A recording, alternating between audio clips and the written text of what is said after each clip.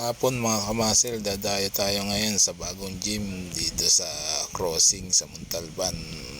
Pangalan ng gym, Alpha Fitness Gym. Ito, nakasakay na ako sa tricycle papunta sa lilikuan natin.